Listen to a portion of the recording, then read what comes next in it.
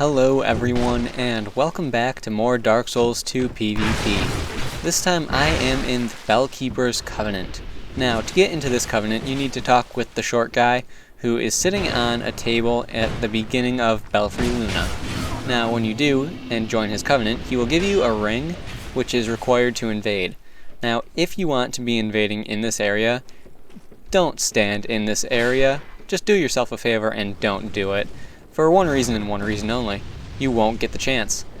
When you are in this area, you can be invaded by members of your own covenant. So, if you're in the Bellkeeper Covenant, you can be invaded by the members of your own covenant. You won't have the chance to invade as a Bellkeeper if you're here.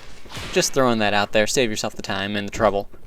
So, with the Bellkeeper Covenant, I gotta say, I really like it. It reminds me a lot of the Forest Hunter Covenant, and a lot of people are saying it's a ganker covenant. And I can kind of see that. It really is. It's hard to find a fight here against a host, of course. That is, one, a lone host, and two, hard to find a fight here where when another person comes in, they don't help me fight the host. I don't want to gank the host. I want a good duel. The members of my covenant, the members of this covenant, they don't really exactly go for that. They want to protect the bell at all costs, and the host's life is only worth one Titanite chunk after all. Speaking of Titanite chunks, that's exactly what your reward is for killing a host in this covenant. Now, for those who have been keeping up on my channel, you'll know I've been in this covenant for a while, and some of you probably have wondered why. Well, I do weapon showcases. I need lots and lots of upgrade material. Where am I going to get all those Titanite chunks? Well, one, I could be in endgame mode and buy them all, which is something I'll be doing. Or I can be getting them from this covenant. Every time you win an invasion in this covenant, you get a Titanite chunk. At rank 1 in this covenant, you get a Titanite slab. Rank 2, hidden weapon, and rank 3, an armor set, and a couple weapons. So that's pretty cool. And as a weapon showcase guy, that's definitely good for me. It's nice that they integrated your ability to upgrade weapons with some PvP. You get souls, you get upgrade material, everything is good. The only downfall here, the only bad thing that is going on with this, for me personally, I have to record video. It's hard to find a fight worth using when my fellow Covenant members decide that they want to help me fight the host that they're protecting the bell from. Words, yes, the things I struggle with the most. Yeah. The members of this covenant, they want to protect the bell. That's their goal. Protect the bell at all costs. If it means ganking, then so be it. They'll gank. And that's not a bad thing. It encourages a very active PvP site. If you want to go for a 2v1, then definitely stay as a host here. If you want to go for a 2v2, then chances are you could also invade here as well, because a lot of the hosts will be having phantoms. Now, right here, I got invaded. This is where I like to invade from the tower apart bonfire. And when I was invaded here, well, it's not exactly related, but I wanted to show that damage, though. That damage. 2,028 damage on an old whip. Man, people were saying it did a lot of damage on my video of it, but wow. Wow, that was intense. Anyway, back on topic. The Bell Covenant. Definitely a really cool covenant. It reminds me a lot of the Forest Hunters. And that's not a bad thing. It's really not a bad thing. I like the design of this better than the Forest, though, simply because it's a smaller area, but it's more vertical instead of horizontal. So you've got more levels. You got 3 levels to this place with different pitfall areas. A few of them cause damage, a few of them don't. Right there, that happens, yeah. And, I didn't expect that plunging attack to actually get me. I guess I sort of misjudged it, but hey, it's a thing. Now, I have a problem with PvP, and it's another problem. It's not poise related this time, unlike my last video on the Brotherhood of Blood Covenant, that I brought up that whole poise issue. This time, it's this. That phantom right there. I didn't know he was coming. I invaded this host. I let another one of my Covenant members die because I wanted a duel. I had waved with the host, he had waved back at me. I thought we were going to have a nice duel.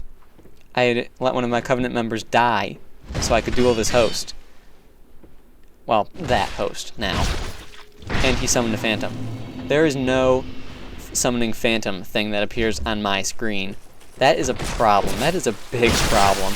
Because you could have someone acting all nice and friendly, and then suddenly, oh, you're screwed. They summoned a host. They summoned a host. That's the way it works. They summoned a phantom, and you have no way of telling. So, you know, that's a bit of an issue. It's not entirely, you know, a deal breaker as far as the PvP is concerned, but really that's, I mean, that's annoying more than anything else. I like knowing when a host is summoning a phantom so I can know how try-hard I should be. Because let's be honest, when someone is summoning a phantom, we all get that extra little bit of try-hard inspiration in us to take them out as fast as we possibly can. And we all fight differently when they are summoning a phantom or when there's a phantom there. It's just the way it is. Because you can't handle a lone host the same way as you would handle a gank. It is the way it is. So, you know, the ganking can go both ways when you're in this area. I have actually seen a fair number of other invaders, the Blue Sentinels and the Brotherhood of Blood members in this area, and that always makes it very interesting because I actually had a fight the other day where it was me, a Brotherhood of Blood member, the host, and his phantom. And, you know, it was pretty interesting that we could all hurt each other. It was really kind of cool, and we had to be kind of careful. I mean, we really had to be kind of careful. I do definitely enjoy the 2v2s that occur in this area, and that's actually what happened at that time. Sort of like what happened right here, but, you know, it was a bit more intense. We were all sort of with each other, all on the very bottom floor in this small, tight little area, and it was fun. I guess, long story short, I really like this Covenant. I really like this area, and it's got a lot of potential. I mean, sure, it's not the best for me because I like recording, I like making videos, I like my duels, but it lets me upgrade my weapons. I can upgrade all of these weapons. I have upgraded all of these weapons. The ones you're seeing me use throughout this video, I've upgraded throughout invading in this Covenant, using the souls and the chunks that I get. Also interesting right there, the jumping attack doesn't pancake, but a jumping attack with a mace can pancake. Just throwing that out there. I think it's a little bit strange, but whatever. Also, one thing going on a lot with this area, you'll have people trying to troll the Bell Covenant members. That would be because of one Mr. Manpants, another YouTube uploader. I'll put a link to his video in the description. It's definitely kind of funny to watch, and, you know, I think a lot of people have seen it because there are a lot of people using Silver Talismans and Chameleon in this area. It definitely adds a whole new aspect to the PvP, and it makes it really fun. It's a really, really intense area, and I highly recommend trying it out if you haven't. So anyway, this is the last fight in the video. I hope you guys enjoyed the video. Please like, subscribe, and all that good stuff, and I will see you guys next time.